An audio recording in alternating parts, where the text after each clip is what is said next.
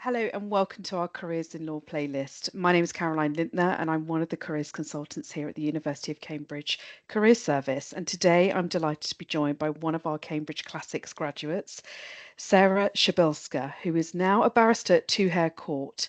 Sarah, welcome and thank you so much for joining us today. It's a pleasure to have you here. Thank you. It's a pleasure to be here.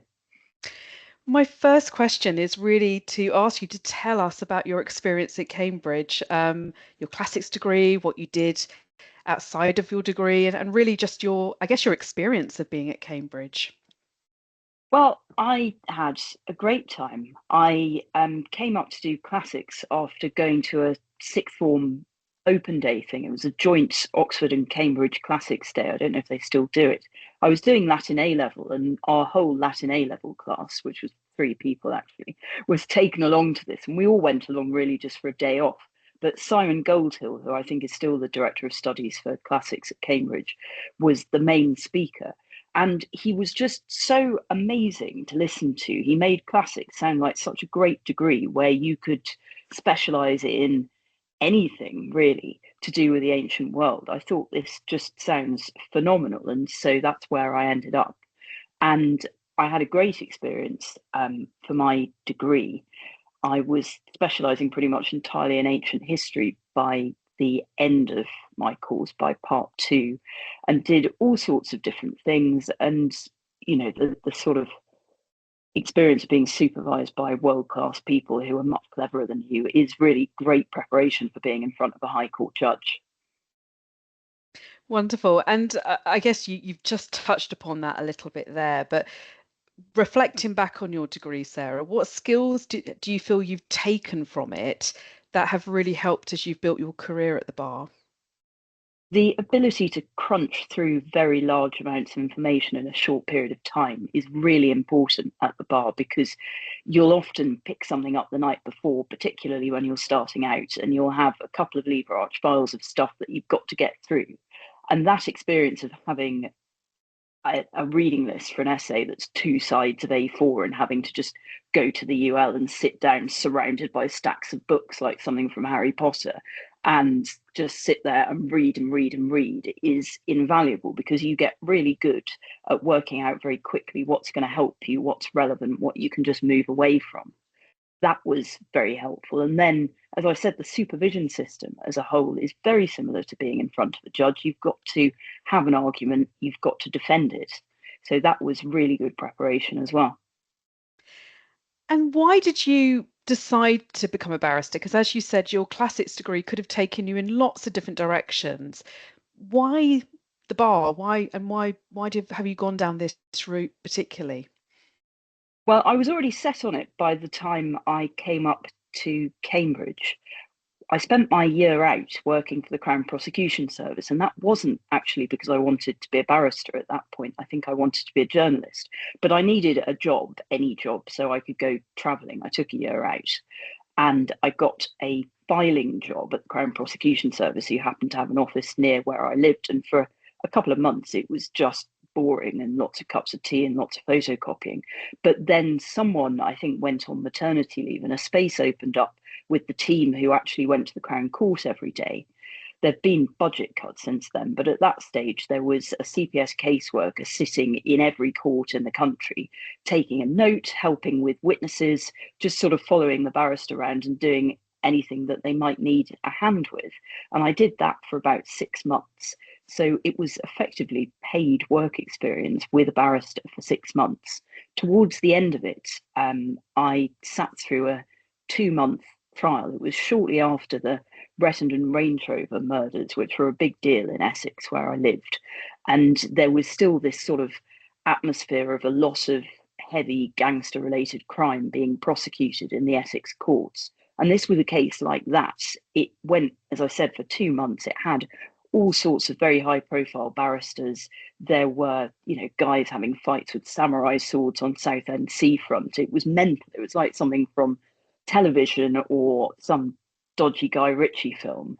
And to be involved in that when I was not even 19 gave me such a feel for what it would be like to be a barrister. By the end of that, I just thought there isn't anything else that I want to do. What a fantastic experience to have had at that very early stage. And as you say, it sounds like it really did inform what you did going forward. Let's fast forward a few years though. You are now obviously a barrister and you have quite a, from what I could gather, quite a broad practice. So tell us about your practice and I suppose what also motivated your decision to specialize in the areas that you have.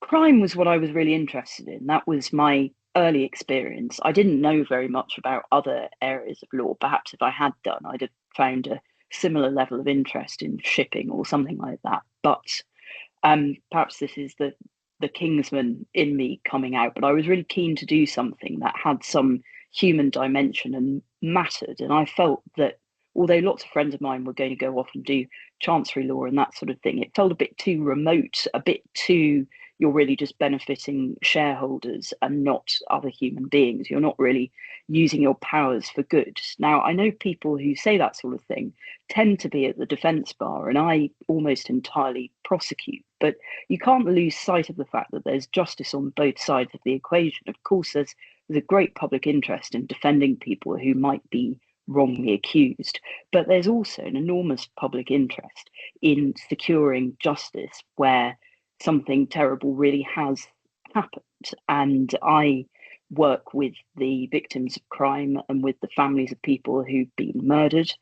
And what I do, I think, is really important. And that's why I do it, I guess. Yeah, absolutely. And I noted from your sort of biography that you were appointed as a Treasury Counsel in 2020. I'll be honest, I don't really know what that involves, and I just wanted to make sure that those people watching this also understood. So please tell us a little bit more. Right. Well, about 100 years ago or thereabouts, they decided it would be a good idea to have a team of people who had particular expertise in prosecuting really serious crimes, specifically homicide. Um, Now it's not just homicide; it's also terrorism.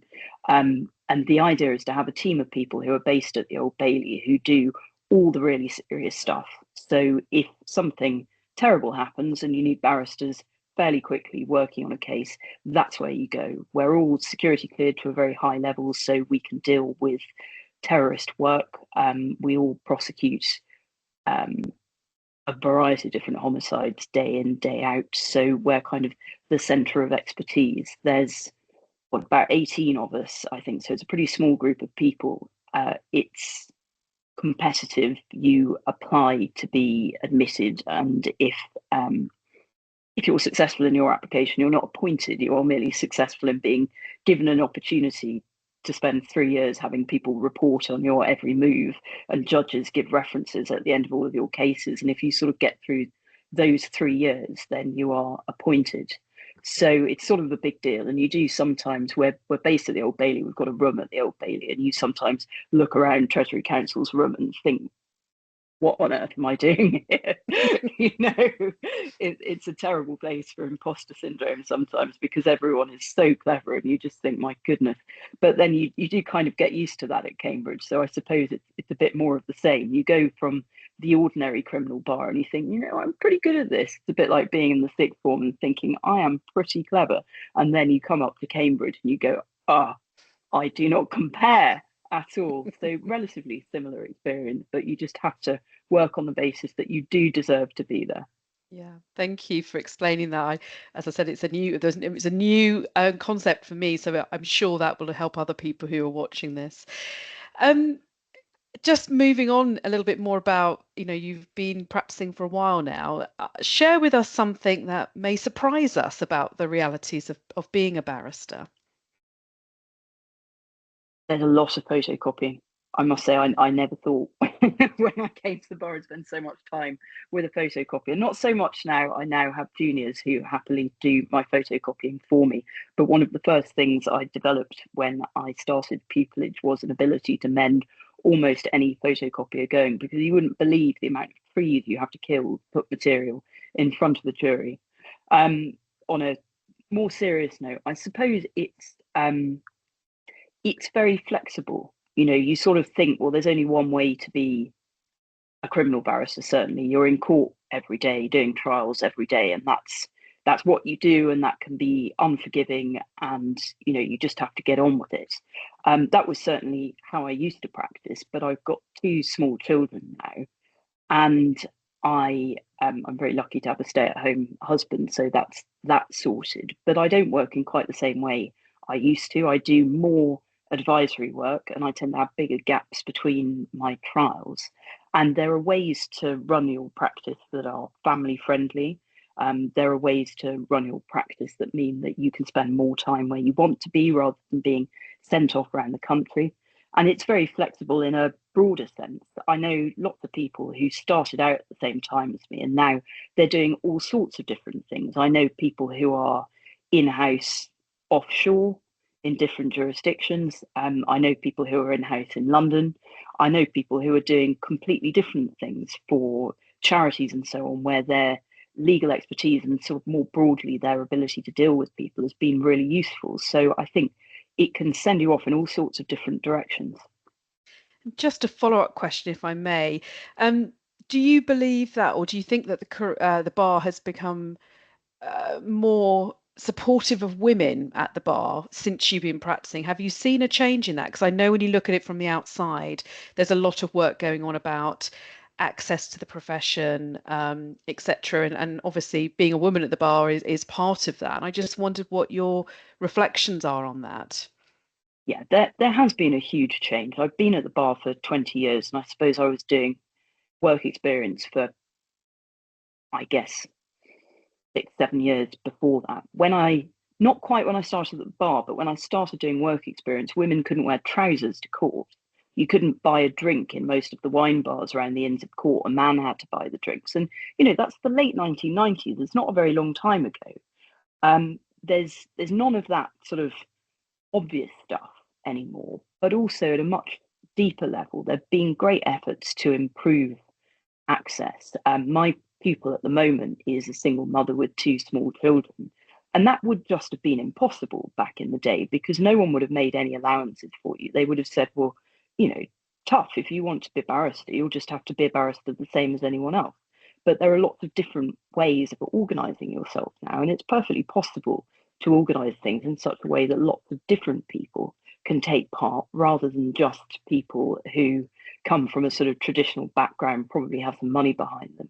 It's quite different now. And the way that people behave is quite different now. Judges who are savage to women, people don't just complain about them behind their backs now. They get reported, and they get disciplined. And the same for Silk. There was obviously a very high profile example recently of someone who was carrying out the sort of sexual harassment behavior that probably wouldn't really have raised much of an eyebrow even 10 years ago. But now he's been disbarred, so it's a very different environment now. It's a much more welcoming environment.